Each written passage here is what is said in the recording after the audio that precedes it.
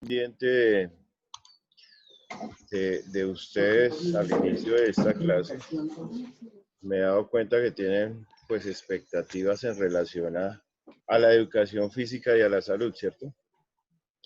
Primero que todo, pues voy a presentar con ustedes. Mi nombre es Alexander Durán y yo soy el médico de la universidad.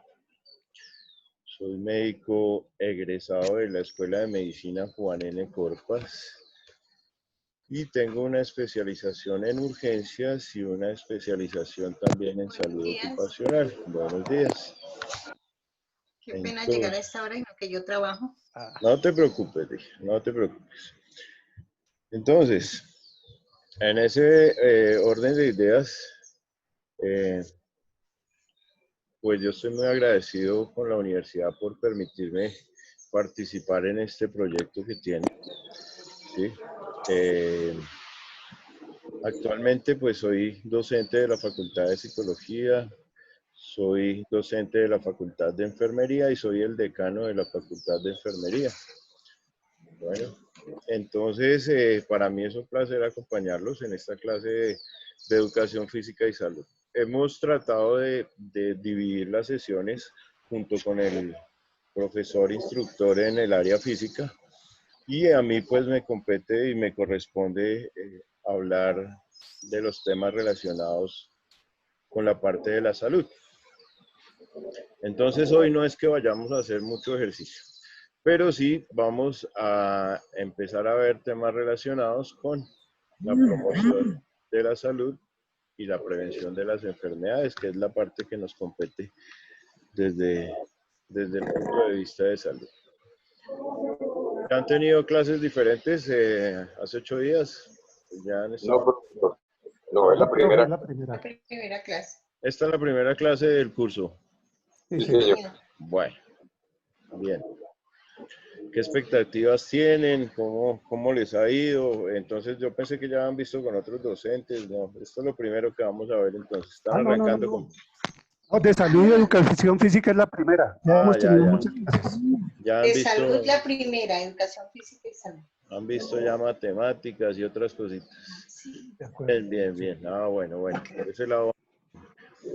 No, yo realmente me vine a incluir en el grupo de docentes de bachillerato hasta la semana pasada, porque pues como les dije estaba dictando con enfermería y otras cosas. Y me cogieron hoy en la finca, bueno, no importa, tocó venir a hacer unas cosas acá. Pero pues acá estamos con toda la actitud. Ya en 8 días vamos a estar un poquito más cómodos si Dios quiere. Lo importante es que no se nos vaya a caer el internet, no se nos vaya a caer el audio. De entrada les digo, pueden comentarme cualquier cosa relacionada con salud, alguna consulta médica, para eso estamos, la universidad, para eso tiene su servicio de bienestar universitario y su consultorio médico que hace parte del programa de bienestar universitario. Entonces, pues en la medida que se les pueda colaborar en cualquier tema relacionado, con mucho gusto. ¿Sí? No sé si ustedes tengan mi número de contacto, no sé si ustedes manejen algún grupo de WhatsApp. Entonces lo pueden compartir con sus compañeros. Aquí en el chat les voy a dejar mi número telefónico.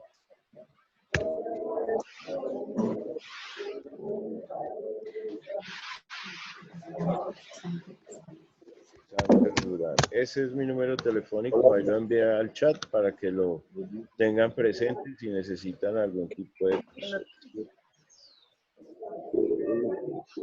Bueno. Bien. Se fue. Entonces, ahí estamos todos, ¿me escuchan bien? ¿Puedo compartir ya la pantalla? ¿Usted me puede regalar el teléfono, el número? Bueno, te lo confirmo. 310 310 377 0158. Gracias, Don. No, con mucho gusto. ¿Cuántos alumnos son ustedes? Vamos por lo menos Como 26. 15. Estamos los dos Somos grupos. 15 nosotros. Son 2 grupos. Tenemos que ser por lo menos 26. Buenos días, doctor. En total son 21 de un grupo y 15 del otro. En total vendrían siendo 36, 37. Ok, muchas gracias. Ya, Mary. Ay, doña Mary. Bueno, perfecto. Entonces, vamos a arrancar. O esperamos 5 minuticos a ver si ingresan más chicos o qué. Porque Creo. esperemos 5 minuticos y vamos conversando para Ya vengo. que no se vayan a perder parte de la presentación. Perdóneme, yo aprovecho y saludo a doña Ligia Conde, que la teníamos muy enferma. Y ya la veo muy, muy recuperada, cosa que me alegra. Bienvenida, doña Ligia, nuevamente. Y preciso, doña Ligia se fue y no lo escuchó, ¿sí ve? Bueno. No me he ido. No, ahí está. Un compañero que tiene Traje el cuaderno. el señor Alejandro Rueda, Alejandro. Bien, está saludando. bien, Alejandro, bien. Ok.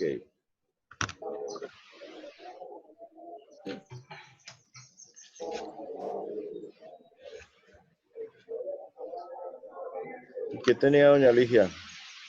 Señor, ¿Qué tenía? Que me cuentan que estuvo enferma. pues sí, todo un poquito. De todo un Estaba poquito. dando la bienvenida nuevamente, doña Ligia, al grupo. Ay, extrañamos gracias, mucho. don José. Espero que te haya mejorado ya del todo, ¿ok? Beatriz Bueno, Donado señor, gracias. me estuvo comentando mucho de usted, doña Beatriz Donado. Sí, señor. Me alegra verla de nuevo en pantalla. Gusto de verlos todos. Gracias. Y como voló del curso de nosotros, ¿no? No, de ninguna manera. Siempre seguiremos siendo el mismo grupo unido. Yo los quiero Sí. mucho. Usted sabe que yo los quiero mucho a todos. Eso está bien. Venga, le ayudo, Anita. Sí puede. Hola, Jeffrey. Bueno, Buenos días, bueno. Bueno, entonces vamos a tratar de hacerlo más productiva esta clase para todos. El propósito, la finalidad de esta clase es que empecemos a conocer todo lo que tiene que ver con la parte de educación física y la parte de la salud. La parte de la salud, como les comento, es la parte que me corresponde trabajar con ustedes.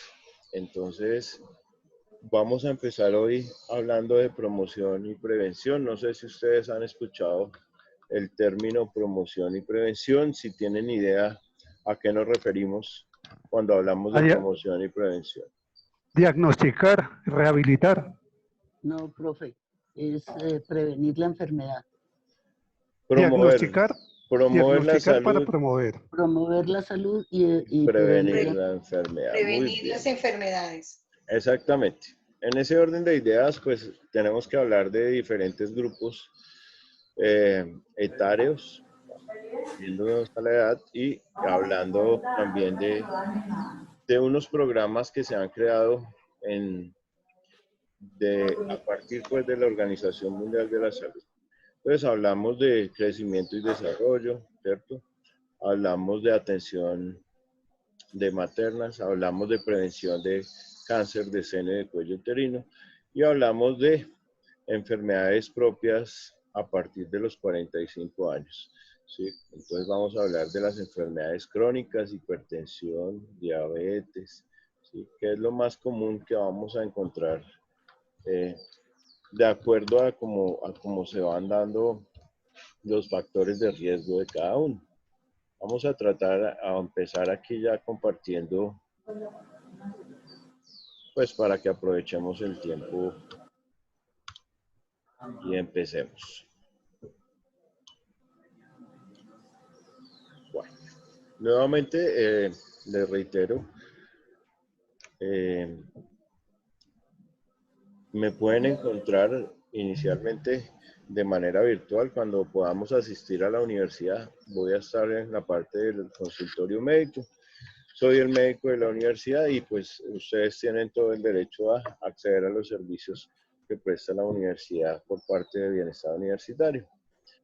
Ahí vamos a estar esperándolos con mucho gusto para atenderlos y poder colaborar.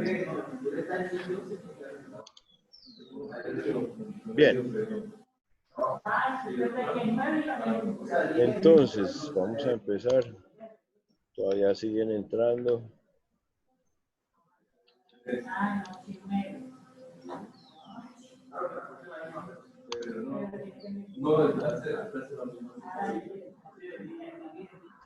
Vamos a empezar entonces a definir esos conceptos de prevención, promoción, prevención en salud.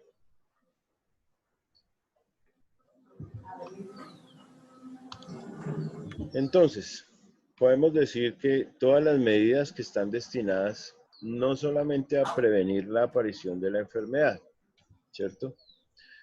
Tales como la reducción de los factores de riesgo, sino también a detener su avance y atenuar sus consecuencias, una vez establecida cualquier condición médica o cualquier enfermedad. La Organización Mundial de la Salud definió prevención en salud. En el año de 1998 se instauró esta definición global. Entonces, a partir de ella vamos a trabajar. ¿Cuáles son los factores de riesgo entonces que tenemos nosotros? ¿Quién me dice? Son muchos, ¿cierto? Todas las enfermedades. El tabaquismo, la obesidad, el embarazo, el alcohol. El alcohol, el tabaquismo, las drogas, el sedentarismo, el mal manejo del estrés, la malnutrición, el hacinamiento, cualquier cantidad de condiciones que nos van a hacer vulnerables, ¿cierto? Y que van a hacer que nosotros seamos, digamos que seamos muy fácilmente susceptibles a empezar a generar enfermedades, ¿cierto? Entonces, vamos a hablar de eso, de los factores de riesgo. Y cuando hablamos de factores de riesgo, entonces decimos que son todas esas condiciones sociales, económicas o biológicas, conductas o ambientes que están asociados o causan un incremento en la susceptibilidad para una enfermedad específica, una salud deficiente o las lesiones. Buen día. Buenos días. Habla con Floralba. ¿Cómo estás, Floralba? ¿Cómo te ha ido? Bien, muchas gracias. Bienvenida. Gracias.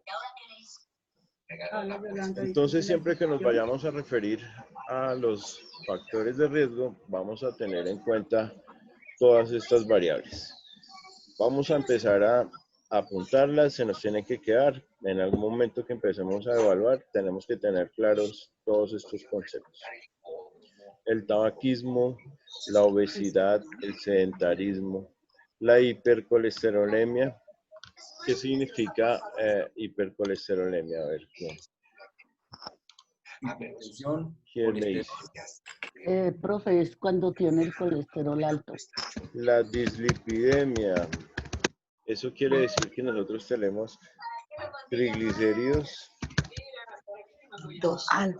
y colesteroles altos. Cualquiera de los dos. Colesteroles altos o triglicéridos altos es una enfermedad llamada dislipidemia y es muy común en nuestro medio, ¿cierto? ¿Cuántos de nosotros padecemos de colesteroles o triglicéridos altos? Si estamos haciendo exámenes con frecuencia, ¿saben cada cuánto o a cuántos exámenes tenemos derecho nosotros? Cada 3 meses.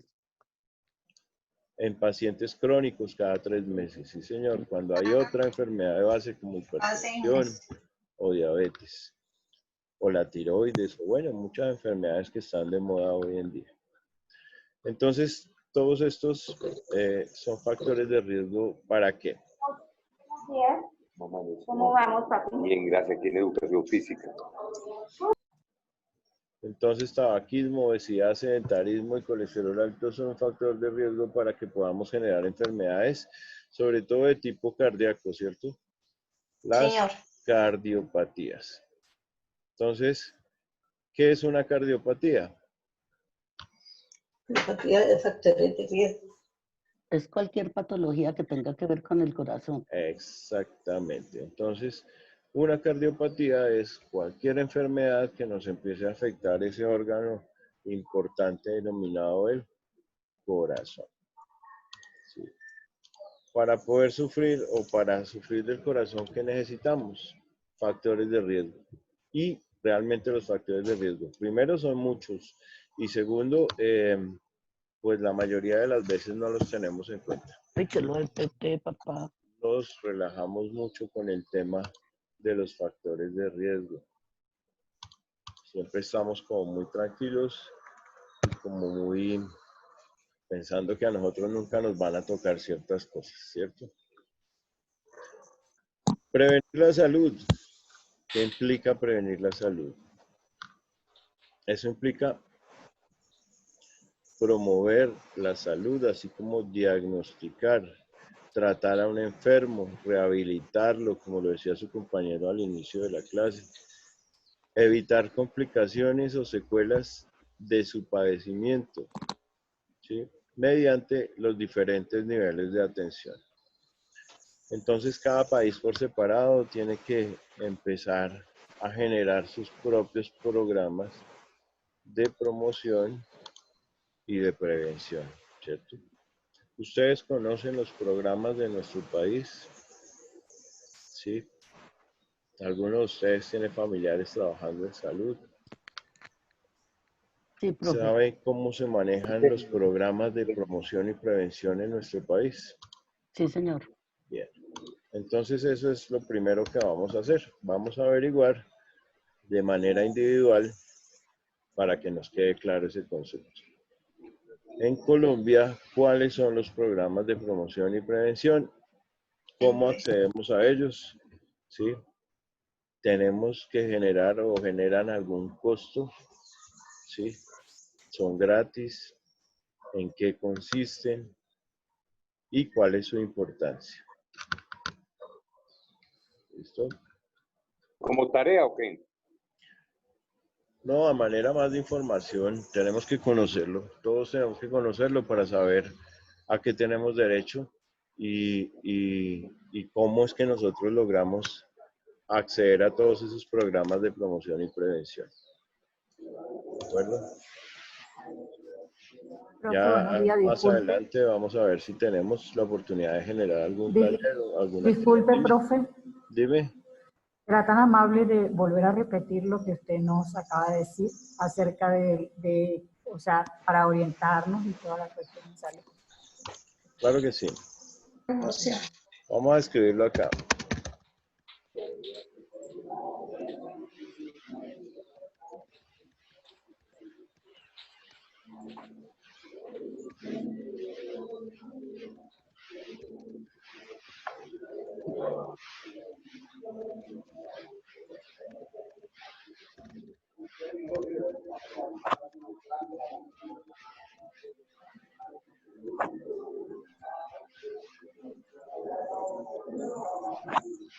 En Colombia, ¿cómo funcionan y cuáles son los programas de promoción y prevención? Entonces vamos a socializarlo. Yo creo que en la siguiente clase vamos a socializar esto, cómo funciona en Colombia, cómo accedemos nosotros a esos programas, cuáles son, ¿sí? ¿Por qué son importantes? Si tienen o no tienen algún costo para nosotros y demás. ¿Listo, Jexy? Muy bien. Bueno, perfecto.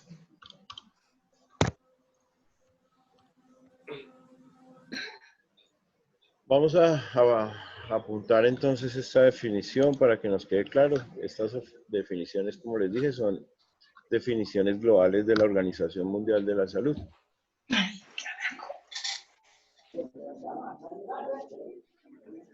El proceso de salud integral que busca el cambio de las personas para que orienten su forma de vida hacia un estado de salud óptimo.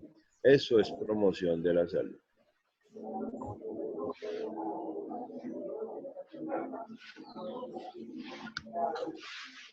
Entonces, obviamente, esto hace referencia, como les decía, a que para ninguno es un secreto cuando nosotros estamos jóvenes y disfrutamos de la juventud y de la salud con la que gozamos en nuestra juventud, pues omitimos muchas cosas, ¿sí? No pensamos en los factores de riesgo. Casi siempre pensamos que esas cosas no nos tocan a nosotros. Y resulta que con el pasar del tiempo nos vamos dando cuenta que nuestro organismo, nuestras estructuras se van cansando, nos vamos agotando y empiezan a surgir condiciones, molestias, signos y síntomas que nos hacen pensar que somos susceptibles de tener enfermedades, ¿cierto? Porque uno está tranquilo cuando de pronto va al médico y le dicen, oiga señor, usted tiene el azúcar alto. Oiga señora, usted tiene la tensión elevada. Mire que la tiroides se le disparó. Fíjese que el colesterol y los triglicéridos ya le están molestando. Y entonces los médicos tienen que encargarse de realizar como un esquema futuro y decir, Pepito Pérez en 10 años, ¿cuánta posibilidad de sobrevida va a tener? Si hoy en día tiene estos y estos y estos factores de riesgo. ¿Sí? Uno no tiene que esperar a enfermarse para actuar, ¿cierto? Y esa es la idea de la promoción de la salud.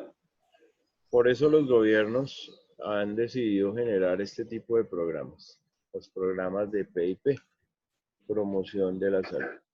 Exactamente por eso y no por otra cosa. Claro, si nosotros a tiempo corregimos el curso de las enfermedades, quien las vaya a padecer, pues va a tener mejores condiciones de vida, más tranquilidad y puede llegar a una edad avanzada con cierta tranquilidad.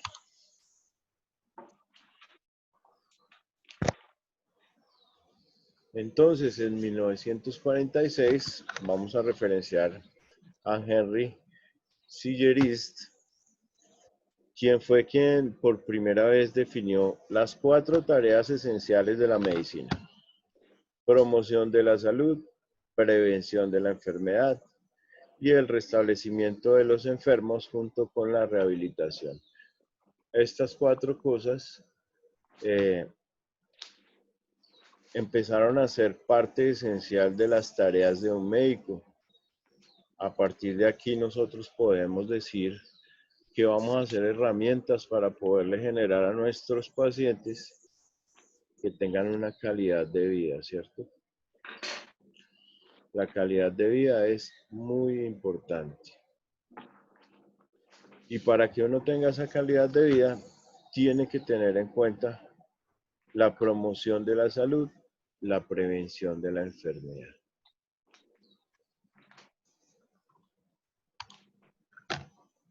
¿Queda claro ese concepto? Promoción en salud y prevención de la enfermedad. Sí, profe. Muy bien. De acuerdo.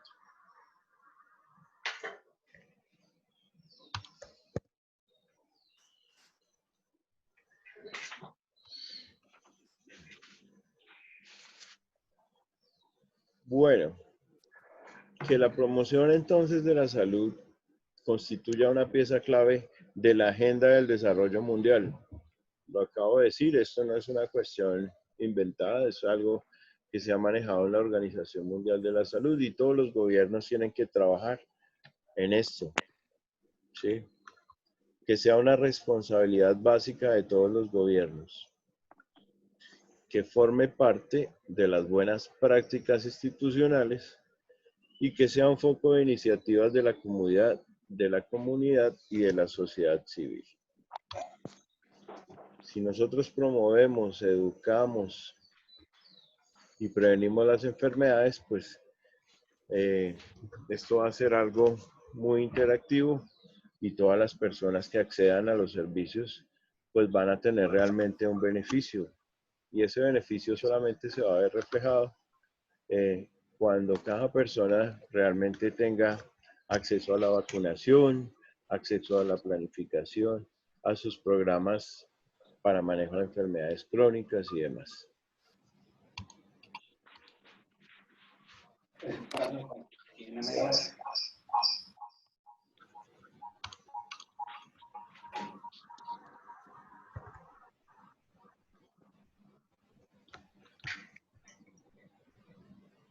Como la promoción de la salud está indicada para toda la población objeto, eso incluye los recién nacidos, los niños, la infancia, las mujeres en embarazo, los jóvenes, los adultos mayores y demás, pues dentro de sus objetivos claramente tenemos eso, reducir la mortalidad de nuestra infancia, mejorar la salud de las maternas, nuestras mujeres en embarazo,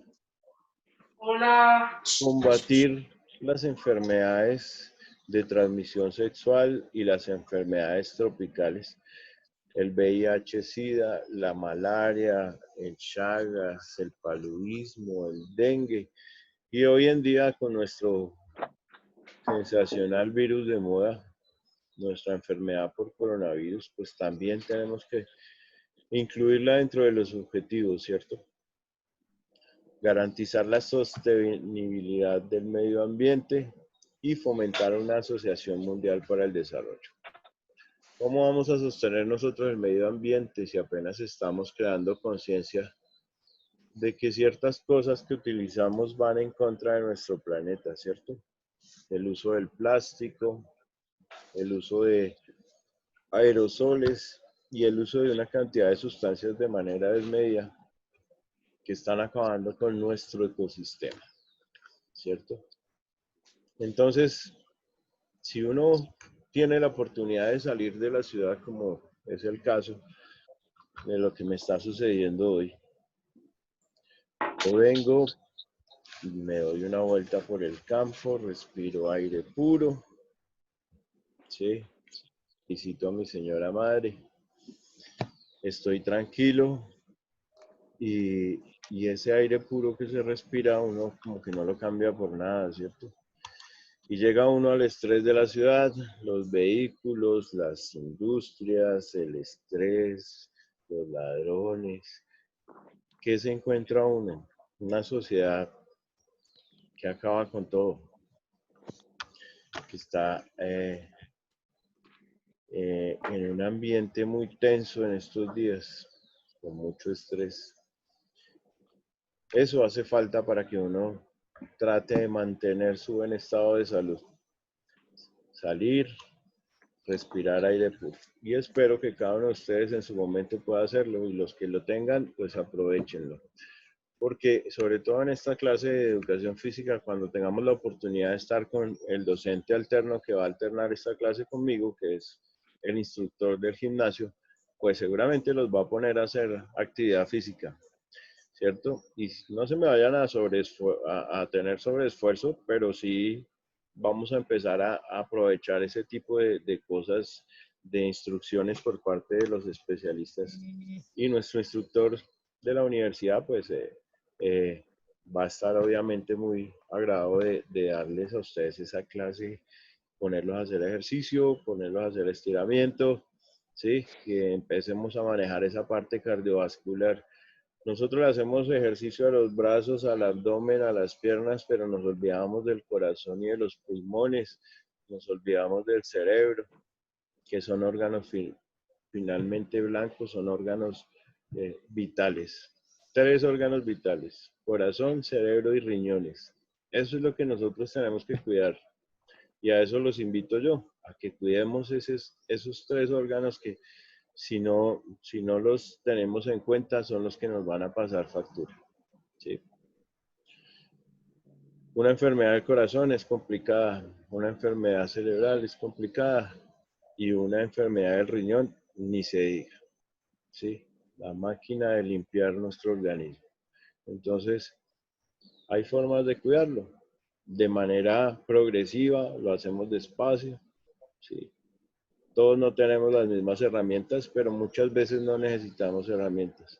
Solamente un pequeño espacio, la actitud, un buen instructor que nos indique cómo, de acuerdo a la condición de cada uno, sin irnos a recargar ni a sobrepasar en fuerza, pero lo vamos a hacer. ¿Listo? Entonces, vamos a tener en cuenta que esta clase tenemos que aprovecharla en razón a que vamos a aprender a hacer actividad física de acuerdo a cada una de nuestras necesidades. Bien, aquí tenemos entonces esos dos grupos de cosas, promoción de salud, prevención de enfermedad.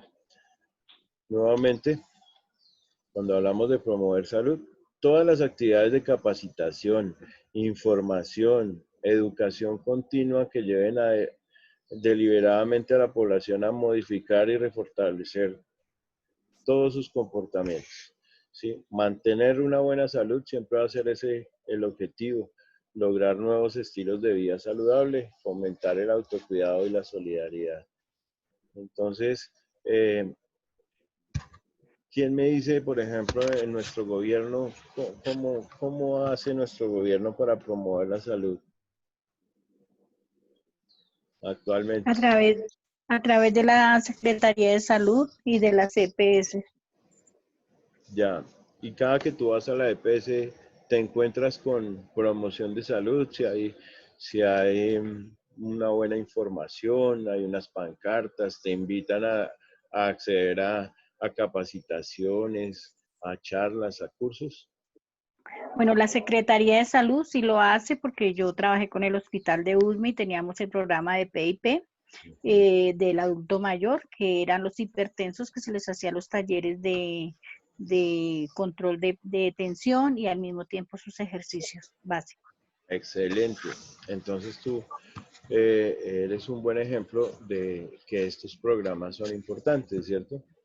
Y cuando hablamos de PIP, entonces promoción de salud y prevención de la enfermedad, pues ya decimos que todas esas acciones cuya finalidad son evitar que aparezcan enfermedades específicas, como lo mencionas tú, hipertensión, diabetes y dislipidemias, pues esas enfermedades a través de la detección e intervención de esos factores de riesgo que hacen que nosotros podamos realmente proteger la salud de nuestros pacientes.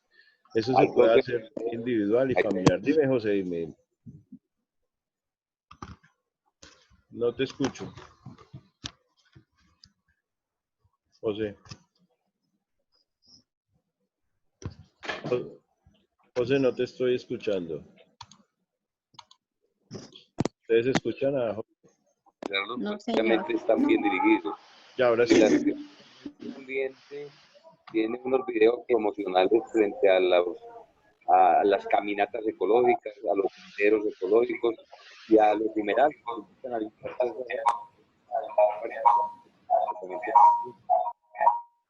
Es que hay mucho ruido.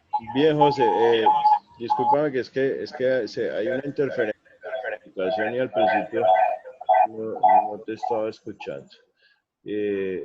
¿Hay algún micrófono abierto que está generando como un eco? Creo que es el de Ercilia, voy a apagarlo. Creo que tiene dos conexiones al mismo tiempo. Bien.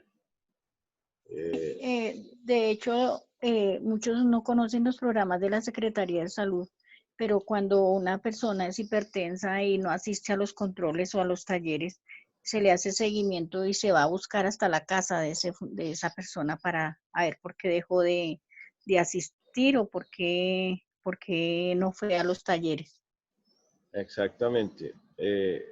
Ese sentido de pertenencia que debemos tener todos para con nuestra población, ¿sí?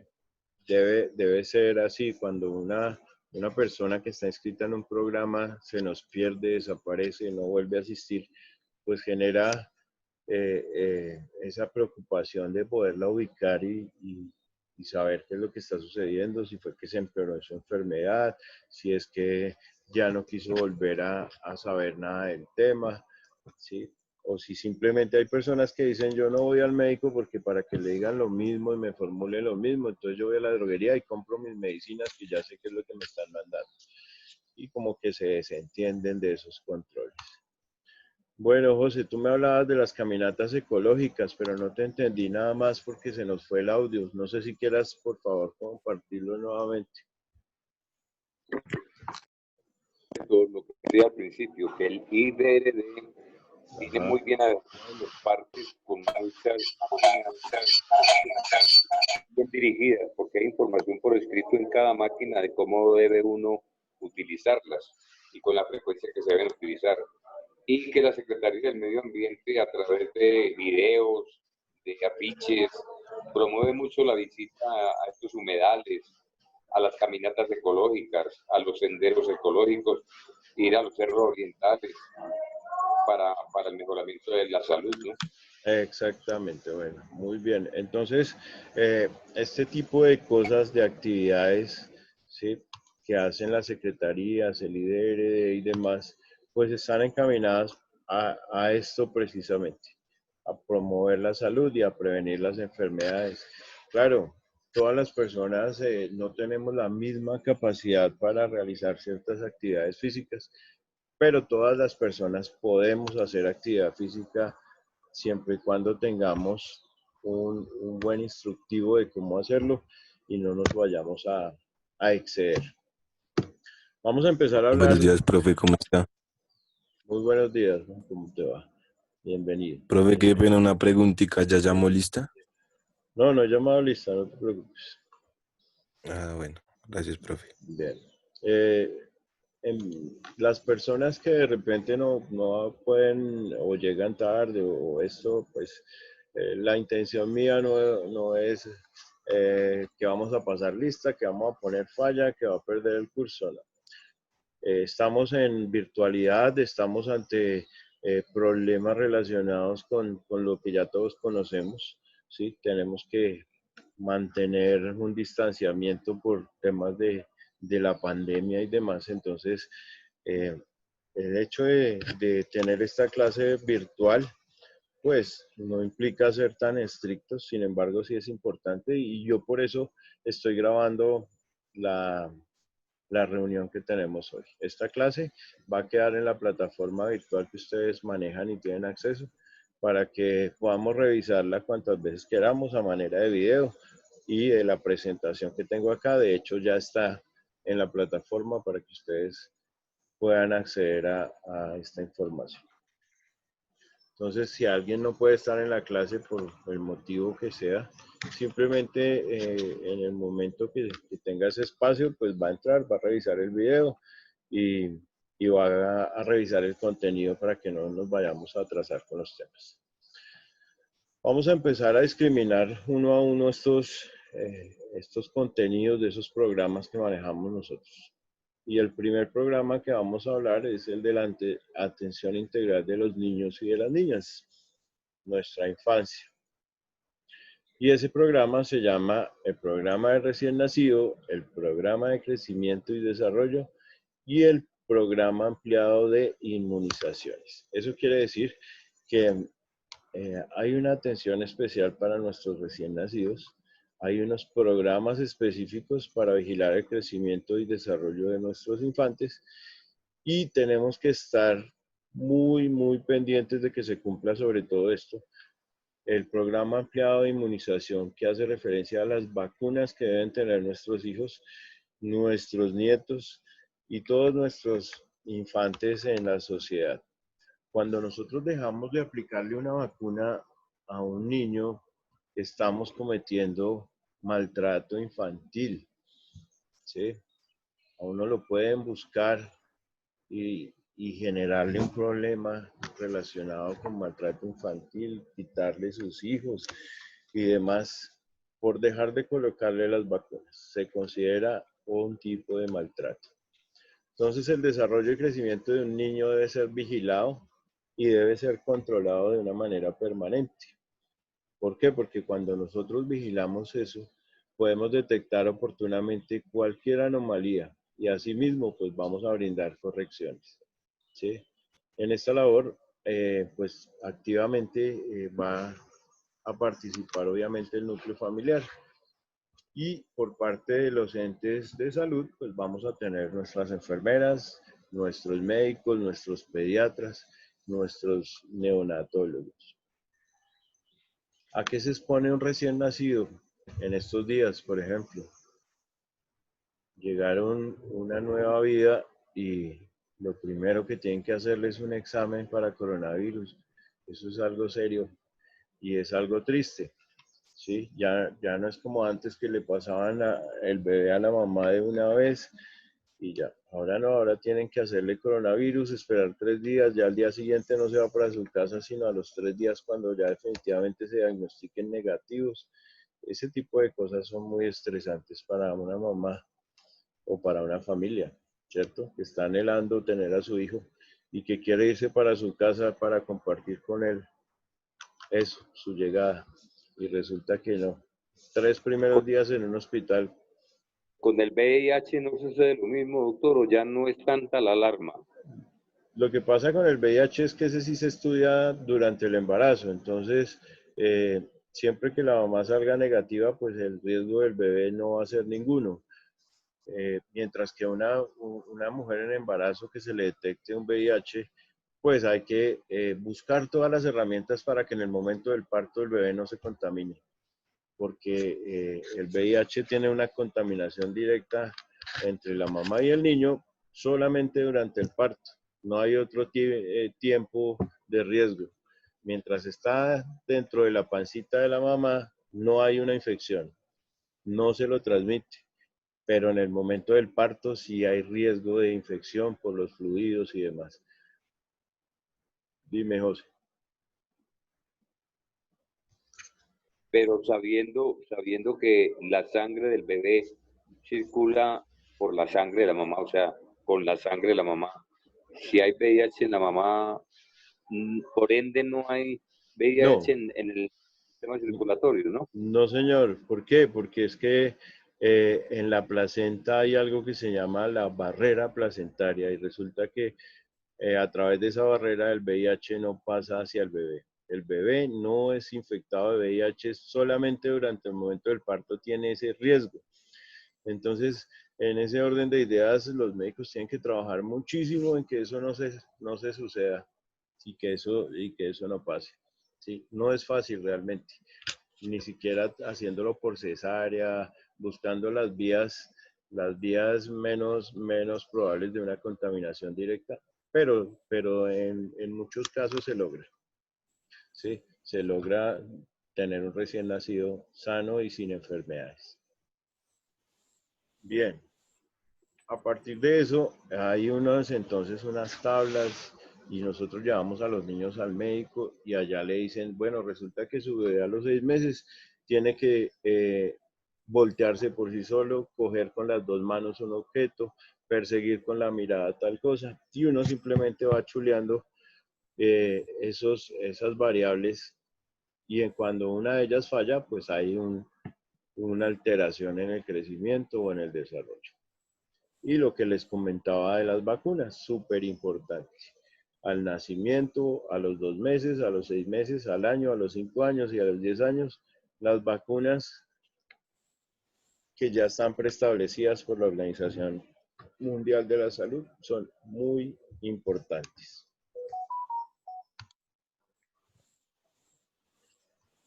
Vamos aquí rápidamente, no nos vamos a detener mucho, esto lo vamos a mencionar. El conjunto de actividades y procedimientos dirigidos a los niñas y niños en el proceso del nacimiento e inmediatamente después de nacidos. ¿Sí? Recuerden que los niños vienen de un medio estéril, que es esa bolsa amniótica y el líquido amniótico, ellos vienen de un medio muy estéril y tienen que salir a enfrentarse con la realidad que es nuestro mundo, ¿cierto? Entonces, salir de un ambiente cálido, donde se mueven como peces en el agua, donde están tranquilos, donde nadie los molesta, a enfrentarse con el frío, con personas que los reciben, los frontan, los secan, los aspiran, los maltratan. Eso es algo traumático, ¿cierto? Entonces, pero pues igual, es algo natural y que tiene que pasar. Y en esa vida, después o por fuera del útero, pues nosotros, o nuestra función desde el punto de vista de salud es detectar y promover y prevenir cualquier problema de forma temprana, ¿sí? Y para eso entonces nosotros hacemos ciertas actividades. Tomar el TSH. ¿Qué es el TSH? Es un examen que mide cómo está la hormona estimulante del tiroides. Ustedes lo conocen porque siempre en la familia hay alguien que sufre de hipotiroidismo y toma levotiroxina, ¿cierto? En la mayoría de los casos, esto se ha convertido en una de las enfermedades de moda. Entonces, si alguno de ustedes toma levotiroxina, sabe a qué me refiero. Y si no, pues seguramente hay algún familiar que sufre de la tiroides. Administrar la vitamina K. Esta vitamina K es como una vacuna que se pone al nacimiento y es para prevenir que ellos vayan a ser sangrados. Eso es una vitamina para la coagulación. Entonces un bebé se debe vacunar cuando nace. ¿Por qué? Porque si no le ponemos vitamina K puede generar sangrados. Y los sangrados obviamente son una condición de riesgo. La vitamina K, ¿cómo hacía la gente del campo cuando no tiene, son esos partos en casa o los recibía una partera? No tiene la vitamina K. Muchas veces sucedía que simplemente no se colocaban este tipo de medicamentos o de sustancias. La vitamina K se consigue en la parte podrida de las frutas. Si uno consigue una naranja, una guayaba en el piso, la parte podrida que aparezca de esa fruta que uno recoge del suelo contiene vitamina K. 2 goticas de esa parte en descomposición de la fruta es más que suficiente para reemplazar esta vitamina K.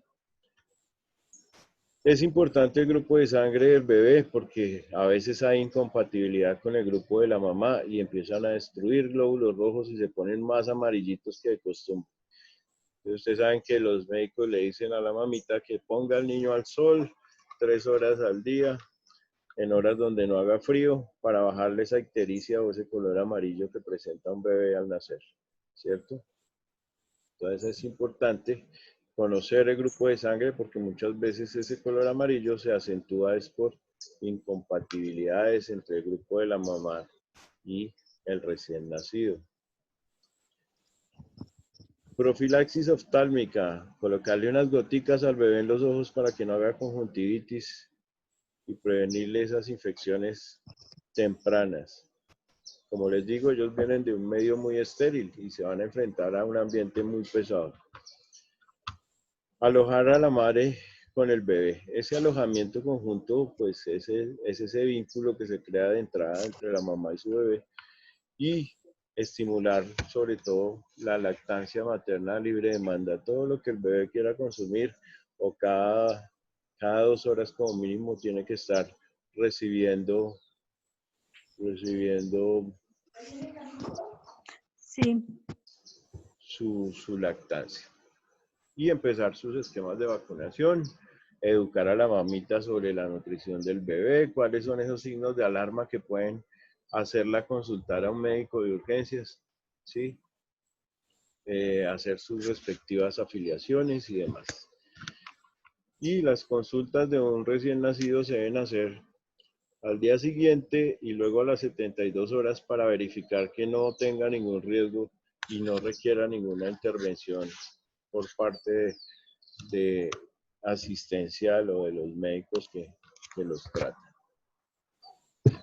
Hablando ya de ese, pasando al crecimiento de nuestros chicos, pues vamos a evaluar el estado de salud, los factores de riesgo. El examen médico general es importante. Esto de la valoración del peso y de la talla es muy importante porque desde un principio los niños se pueden empezar a poner obesos o a sufrir de enfermedades metabólicas por una mala nutrición. Evaluar ese proceso del menor de 10 años siempre de manera integral para poder en algún punto de esas evaluaciones encontrar algún riesgo y poder corregirlo. Educar a la Mismo, familia. de alguna preguntita, sí, por favor. Resulta que en muchos casos hablan de la maduración de los órganos del bebé. Todos los órganos del bebé nacen maduros. O sea, cuando él viene o la mamá da a luz un hijo, ¿por qué razón hay unos órganos que no han madurado como deben madurar? Y se presentan dificultades, por ejemplo, los pulmones, el hígado, son órganos que son difíciles de madurar. ¿A qué se debe eso? Bien, resulta que la maduración, perdóname un segundito, ya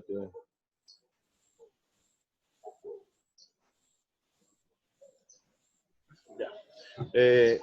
Todos los órganos de un bebé, casi que hacia la sexta semana, están maduros, excepto uno, ¿sí? Y ese uno faltante son los pulmones, ¿sí? Es el último órgano en un feto, o en un embrión, en un feto, es el último órgano en desarrollarse. ¿Por qué un parto prematuro, digamos que en el mes sexto o séptimo, genera problemas? Precisamente porque ese órgano importante que son los pulmones no ha tenido su maduración completa.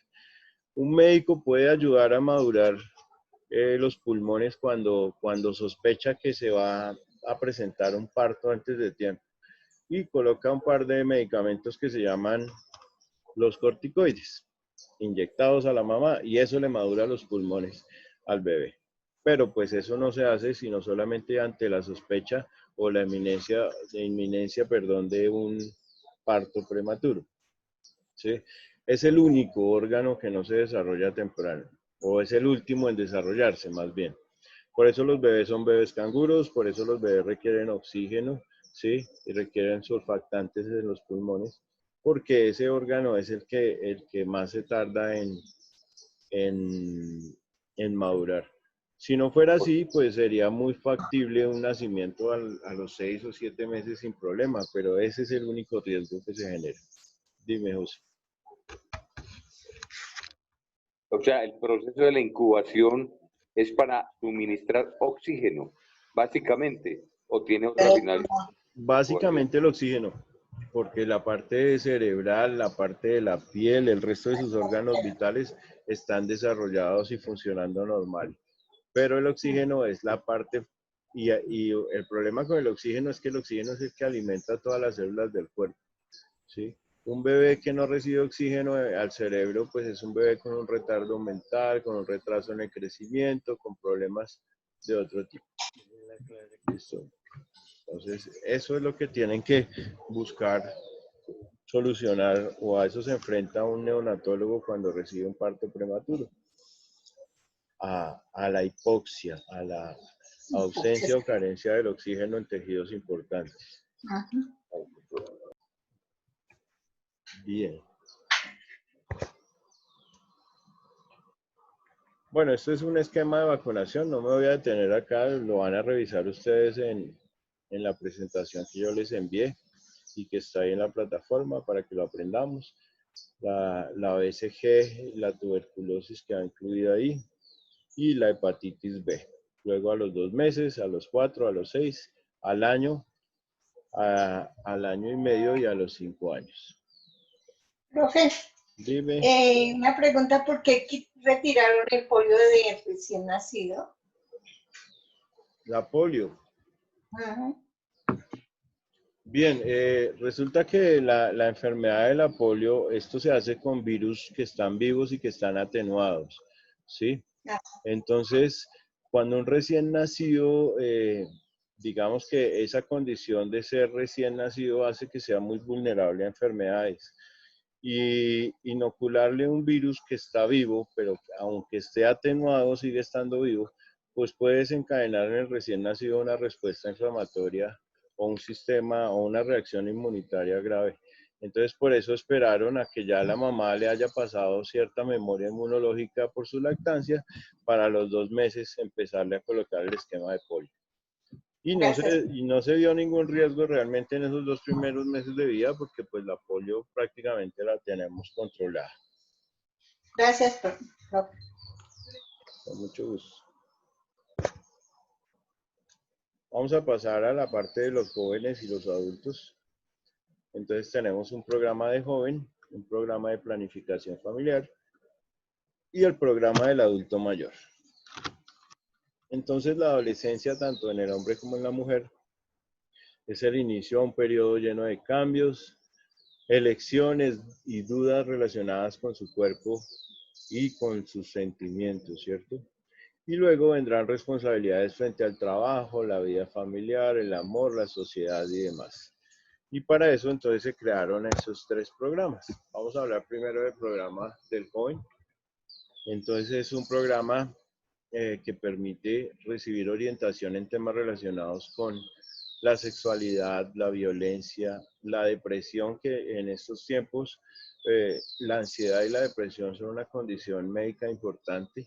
¿Por qué? Porque posterior a todo eso vienen los suicidios, los trastornos con la alimentación, la bulimia, la anorexia, ¿cierto? Las adicciones por la exposición que tienen nuestros jóvenes a las drogas. Y también vamos a hablar de la actividad física. Fomentar el autocuidado, acorde a la detección de riesgos individuales. Realizar examen físico general, peso, talla, todo lo demás relacionado con los exámenes médicos. En el varón un examen genital y testicular, y en las mujeres el autoexamen de seno es muy importante, ¿sí? Se insiste mucho en eso porque la detección temprana de cualquier patología pues tiene manejo y se puede corregir. Prescripción de exámenes de laboratorio de acuerdo con nuestros hallazgos y nuestros riesgos. Bien. ¿Preguntas? Hasta acá. No es una pregunta, sino un comentario. Eligió usted un escenario para esta clase genial. Se oyen los pajaritos ahí detrás. Ah, sí. Muchas gracias. Esto es una maravilla. ¿Los jóvenes pueden sufrir de hipertensión? Claro, un joven puede sufrir de hipertensión, pero es una hipertensión algo diferente a la de los adultos, ¿sí? Cuando un joven sufre de hipertensión es porque de base tiene algún problema en su riñón, ¿sí? Mientras que en la mayoría de los adultos que sufrimos de hipertensión es porque llevamos estilos de vida poco saludables, consumimos mucha sal, no hacemos ejercicio. Entonces ahí es donde nos aparece la patología. Pero que un joven sufra de hipertensión es porque tiene algún problema de salud de base. O sus riñones están afectados por algo, o hay algo en su mecanismo cardiovascular que le está generando ese problema.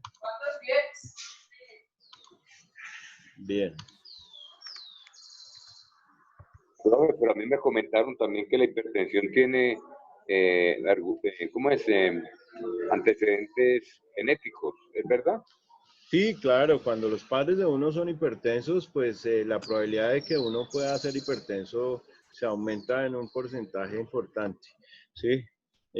Sin embargo, pues ante eso uno tiene que acceder precisamente a estos programas para mantener su estado de salud. Claro, a nadie le gustan las medicinas, eso es clarísimo. Tomar medicamentos es lo más harto de este mundo.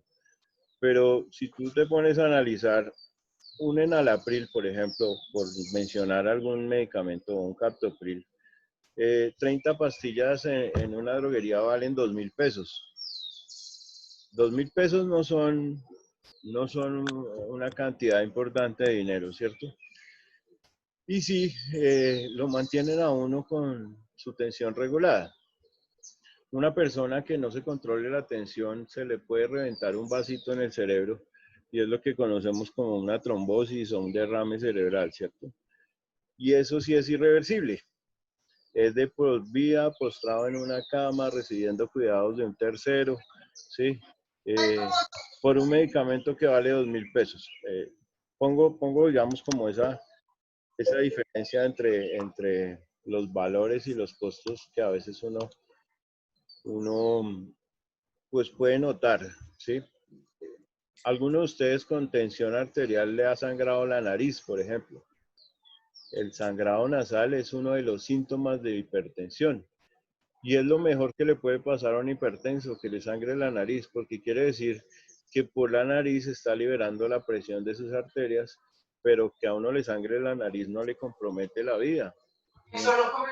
Mientras que cuando le sangra a uno otro vaso diferente del cuerpo, pues la cosa se complica. Vamos a poner en silencio el Sí, profe. Es que no colaboramos con los micrófonos. Sí, ya lo silencié aquí. Entonces, profe, ¿va a llamar a la lista? No, señor, no hemos llamado a lista, no se preocupe. Yo aquí los tengo referenciados en mi pantalla, quienes están. Afortunadamente, cada uno de ustedes está identificado con su nombre debajo de su imagen. Entonces yo puedo ver que está Ligia, que está Andrea Pacheco, Víctor Hernán, ¿sí? Que está Yexi y Mauricio y demás. Mauricio, José Héctor. Entonces no se preocupen. Y José Alfonso, que ha estado muy participativo, muchas gracias y esa es la idea. Bien. Profesor, una pregunta. Dime, Bernardo. ¿El problema renal es el que está ligado directamente con los riñones? Sí, siempre que uno habla de problemas renales es todo lo que tiene que ver con ese par de órganos importantes que tenemos. Y la hipertensión casi siempre se liga al riñón, casi siempre tiene su origen primario en el riñón. ¿Listo? Profe, Eso es muy importante. ¿Existen problemas colaterales al consumo de hipertensivos? Claro, siempre que consumamos un medicamento va a tener ciertas complicaciones o contraindicaciones, ¿sí? Pero pues en la mayoría de los casos relacionados con la complicación de la enfermedad, pues es mejor tomar medicinas para mantener unos niveles de ciertas enfermedades que no tomarlas, ¿sí? Siempre va a ser contraproducente. Todo medicamento o toda sustancia química va a tener un efecto nocivo en el organismo, ¿cierto? En el hígado o en el riñón directamente. Bien. Continuando aquí, hablamos de programas de planificación familiar. Los voy a mencionar, nosotros ya los conocemos.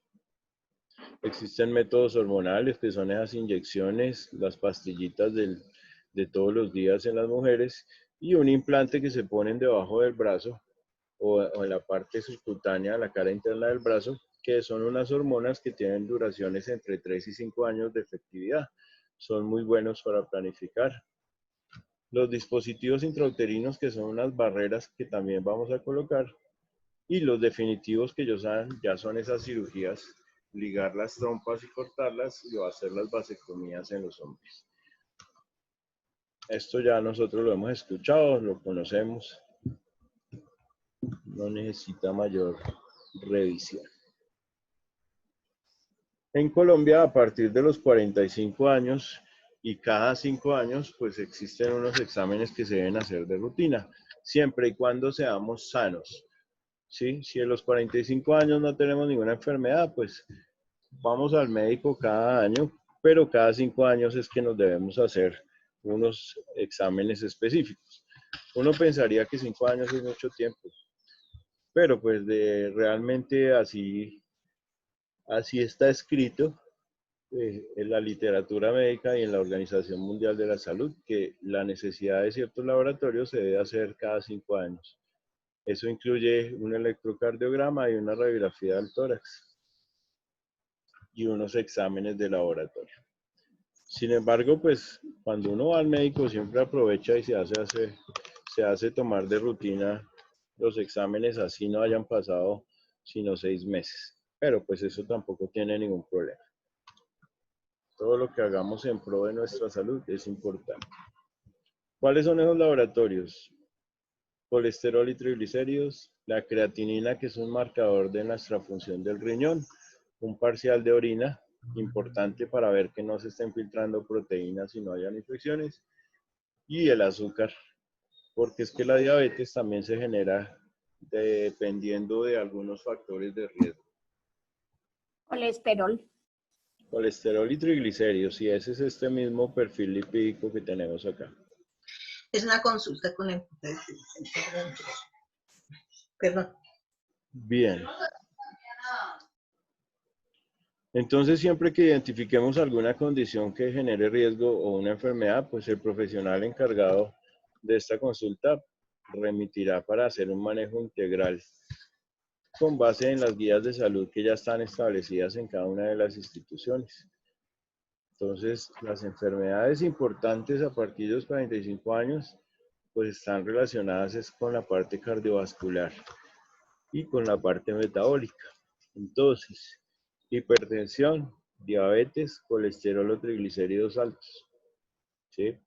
El problema de las articulaciones, importantísimo, más en mujeres que en hombres. El sufrimiento por la desmineralización de los huesos, los estados posmenopáusicos que generan que los huesos pierdan minerales y hayan osteopenias, osteoporosis, enfermedades graves de los huesos.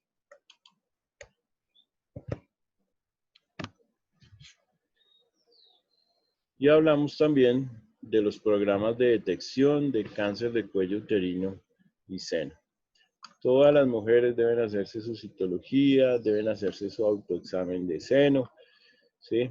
Y deben consultar siempre que tengamos algún cambio importante en alguno de estos aspectos. Promover los programas de atención integral de las embarazadas.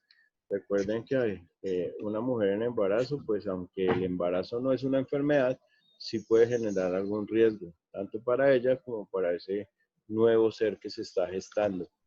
Entonces ellos necesitan un programa especial, independiente, para poder manejar ese tipo de condiciones.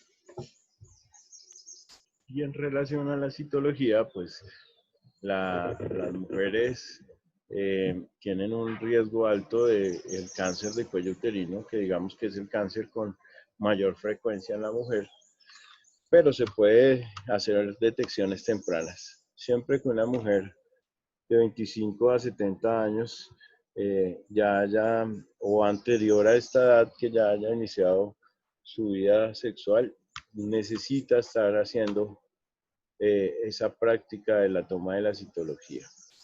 ¿Sí? En la citología nosotros obtenemos muchísimos datos relacionados con células de malignidad, con infecciones, con inflamaciones y con muchas cosas que se pueden corregir siempre y cuando nosotros las podamos detectar. Bien. Y a partir de los 50 años debemos hacernos una mamografía, revisar que el tejido de la glándula del seno sea normal, que no tengamos ninguna lesión sugestiva de malignidad, y a partir de ahí, cada 2 años, hacerlo con periodicidad de ese mismo manejo siempre.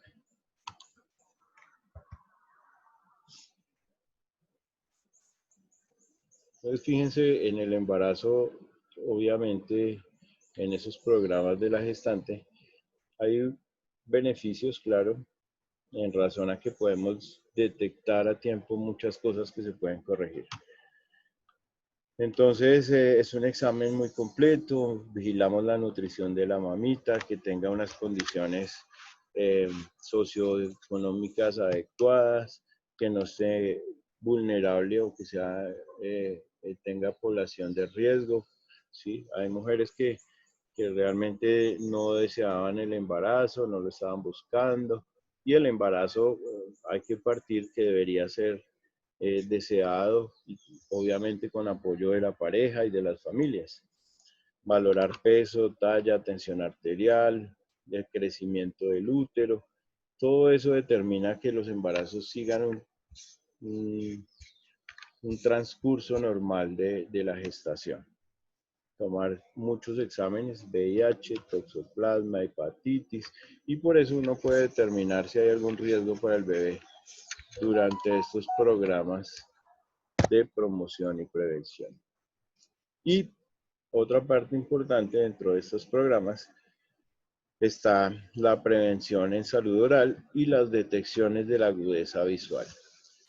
Hay una enfermedad, bueno, hablando de la odontología, es importante siempre a partir de la infancia empezar a generar esa conciencia del cuidado de la dentadura en los niños con sus correspondientes valoraciones odontológicas periódicas, y en las maternas también se insiste en esta parte. Las agudezas visuales alteradas, los problemas de visión, se pueden detectar siempre a partir de los 4 años de edad. Entonces es importante que un niño a los 4 de edad tenga su primera consulta relacionada con la visión, porque hay una enfermedad que se llama la ambliopía. Y la ambliopía es una enfermedad que con el paso del tiempo ya no se puede corregir. Si llegamos a los 11 años de edad y no hemos hecho nada para corregir la ambliopía, ese ojito prácticamente queda perdido por el resto de la vida.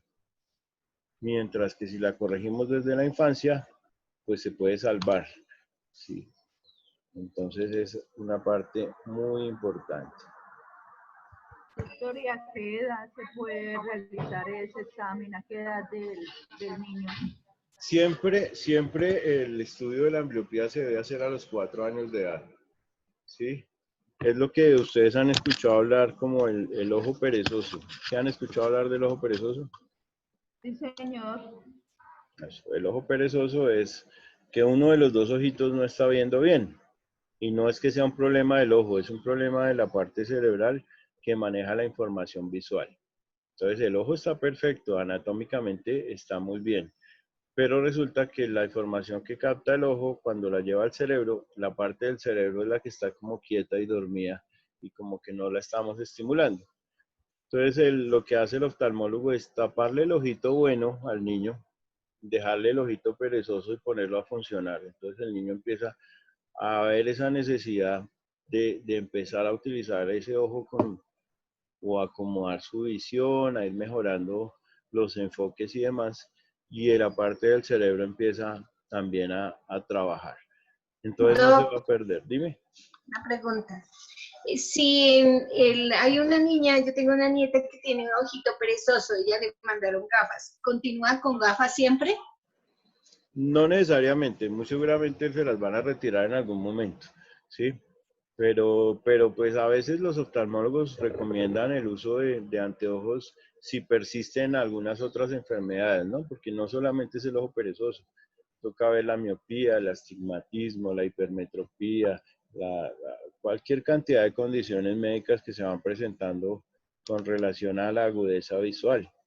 Entonces, si solamente es el ojo perezoso, seguramente cuando termine sus terapias puede ir dejando progresivamente retirarle su fórmula visual, su fórmula de gafas. Ya que hablamos de ojitos, doctor, el glaucoma, ¿es una enfermedad supremamente delicada o qué? Muy delicada. El glaucoma es la hipertensión intraocular, es un aumento de la presión al interior del ojo, que si no se corrige, termina con la pérdida del ojo. Termina con una pérdida visual por no manejar esas presiones al interior del ojo. Entonces, una persona con glaucoma siempre debe estar medicada, siempre debe estar con sus gotas para disminuir las presiones intraoculares. Sí, señor. Pero pues es una enfermedad dolorosa, ¿sí? Y necesita manejo médico, claramente. Profe, ¿y el queratocono?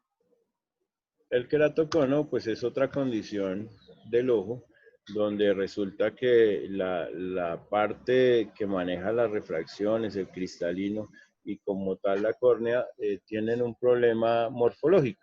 No es un problema visual, sino es en la forma del ojo, que hace que tengamos problemas de acomodación visual. También necesita manejo inicialmente de gafas, pero pueden llegar a ser quirúrgicos. No todos los pacientes se pueden operar, pero se pueden candidatizar a operar, ¿sí? Gracias. ¿El glaucoma es operable? Generalmente no, el glaucoma es como la hipertensión arterial, es de medicamentos. Ese sí no se opera. Bien, pues dentro de todos los programas para la familia vamos a tener esto, actividades educativas, donde se van a generar charlas, donde se va a generar la conciencia, se va a explicar a qué se tiene derecho, y se debe hacer en cada una de las poblaciones objetos a las cuales está dedicado este tema de la promoción y la prevención. Las charlas en los pacientes crónicos, hipertensos, diabéticos y demás, pues son también importantes. Estas sí que son importantes porque es un manejo interdisciplinario.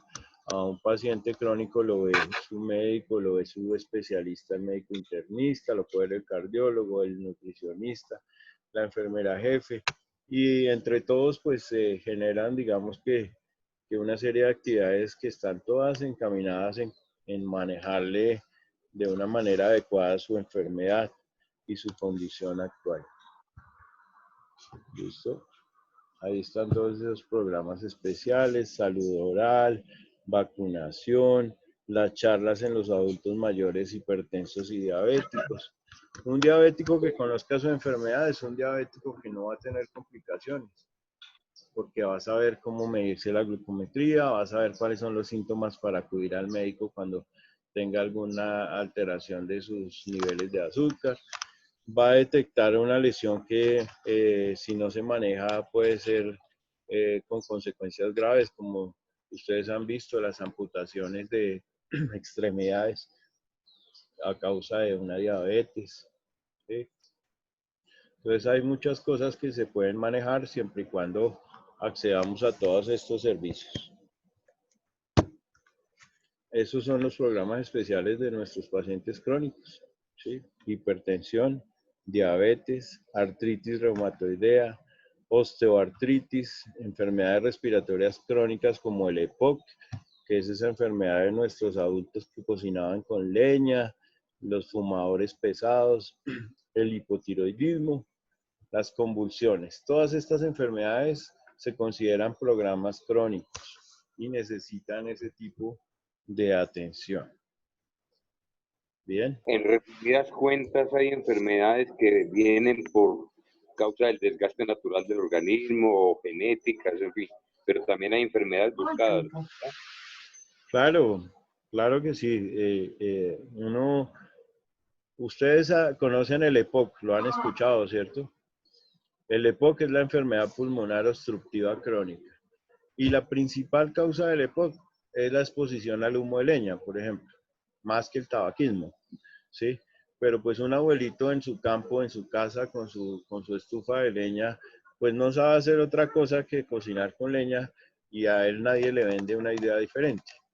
Desafortunadamente, cuando ya transcurre el tiempo, pues ellos empiezan a tener su dificultad respiratoria y ya no hay nada que hacer porque el pulmón está con fibrosis, está bien descompensado y ellos desafortunadamente van a necesitar oxígeno, van a necesitar inhaladores, van a necesitar medicamentos.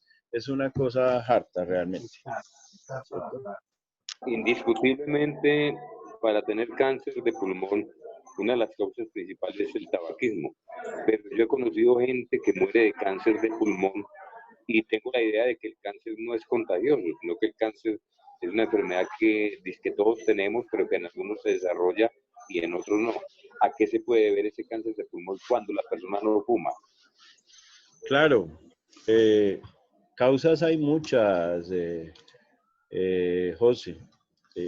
No solamente le va a atribuir un cáncer a una exposición al humo de cigarrillo, no. Una persona está expuesta a contaminación todo el tiempo, ¿sí?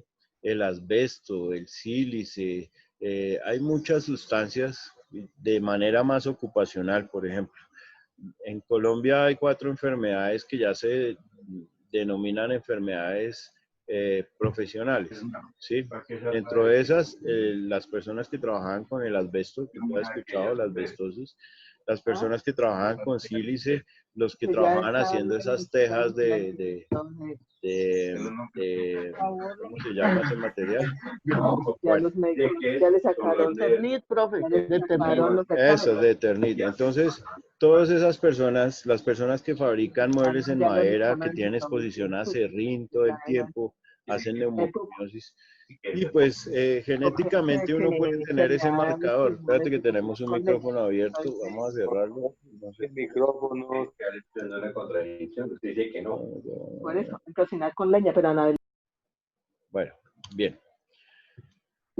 Entonces nosotros, como lo decía José, nosotros tenemos marcadores genéticos, una predisposición a tener una enfermedad, ¿sí?